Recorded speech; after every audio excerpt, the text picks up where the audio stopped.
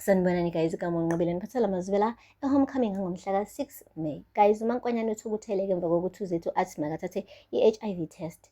Wandlala nje i-HIV test kit wathi yena noSifiso azikhali. So uhambile-ke waya kumngani wakhe uThando eyoyenza khona-ke i-blood test ngoba naye ngathi akasamthembi kahle uSifiso njengoba bekade ebhizi eshabasheka noZethu a few months ago. Ushilo ukuthi mngani ngithathe le test, ngcono ngithathe wena kunokuthi ngithathe lapha endlini. Yabona nje uZethu mekuwukuthi ngiyagula mina, kuyobe ngiguliswa uyena ngoba uyena obekade ebhizi noSifiso, mina ngihlezi ngithembekile kumyeni wami. Kusho bani uMaNkwanyana? Useyasho-ke umngani wakhe uThando ukuthi eyi nokho mngani wena uyabekezela. Mina ukuba ucele mina bengizomnika enye impama, bengizomdabula ngende impama. Wathi kanti nami-ke kusale kancane ngikutshela. Kusale kancane kabi ukuthi ngimnike impama. Kodwa-ke ngazi mane ngehlisa umoya. Yadelela le ntombazane, hlaza le ntombazane. Hayi guys, wayithatha-ke i-test bandla kuMaNkwanyana. Kodwa esho ukuthi yabona mekuthi iphuma le test positive, kube ngiguliswa uyena uZethu. Uyena lo thelele mina noSifiso manje ufuna ukwenza sengathi ithini simgulisile yabo. Hayi avumelane naye-ke uNesithando. So nje guys kunjalo-ke sekulindwe ama-result ukuthi azothini, and I really hope aba-negative bakithi ngoba uZethu uzomane aphike ngokuthi yena she was using protection noSifiso, so megula yilaba bamgulisile. Ayi-ke akupheli-ke lapho. uSifiso namhlanje bekade evakashelwe-ke isiguli laphaya emsamo wakhe, wahluleka ukusilapha. Wamane wacasuka-ke ebona kahle ukuthi yonke lento yenzeka nje ngenxa yokuthi kufike uZethu lapha kokubheka. Uqale phansi-ke washisa impepho, wacela-ke abantu bakubo ukuthi-ke bamsize bambuyisele isiphiwo sakhe. Washo ukuthi bamphuca kanjani isiphiwo sakhe ngoba isona esondla kulela khaya, isona futhi-ke esiza umphakathi wase okhambeni.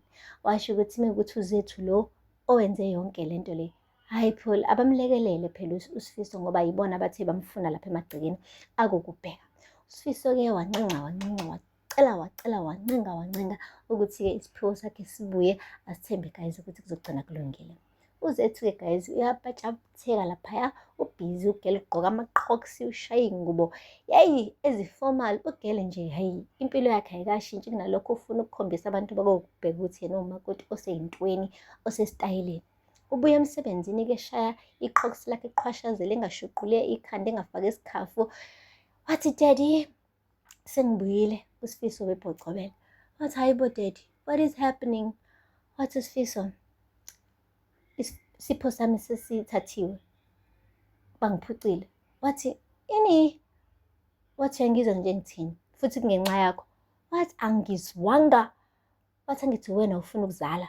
Wathi hayibo Sifiso, angishongo mina ukuthi angifuni ukuzala, ngithe angikho ready. Wathi yindaba ongathi awufuni ukuzala wena, angithi wena uvumile ukuthi silethe iy'nkomo laphaya kohlongwane, wena owayifikela la kokubheka asikukhombanga thina ngesibhamu, wathi ufuna ukungena kulo mshado. Manje yini inkinga ukuthi ungafuni wena ukuzizalela? Wathi habe umzimba wami phela lo, kahle kahle kusho ukuthi amadlozi akini wena a-selfish. Wathi ha uthini?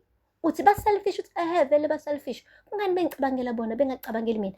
Mina wena Sifiso ngikukhethile wena, ngathi ngikuthanda, ngazivuma lesi sithembu sakho ngingasifuni.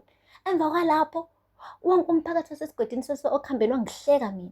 Manje kumele ngiyiprove ngokuthi ngize ngikuzalele ukukhombisa ukuthi ngikuthanda sengenza izinto ey'ningi kangaka.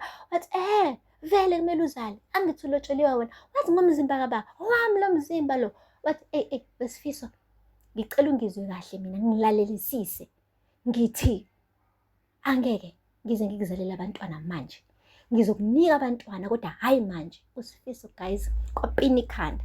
Wathi yazi uyangixaka wena, uthi angikuzalela abantwana kodwa uyabona ukuthi le khaya kunjani? Sifiso angikho happy la ekhaya, uyezwa? noMaNkwanyana akekho happy, kuhleze kunomsindo le khaya, angihleli kahle le khaya, kuhleze kuna-chaos. Ufuna silethe umntwana kule chaos-ke futhi hayibo guys. Leli phuzu lokugcina-ke kodwa aluwenzile umqondo bandla, ngifuna ukuqamba amanga ngoba ngampela ayikho ingane engakhulela kuleya chaos enjeya. Kune-chaos laphaya kuloya muzi.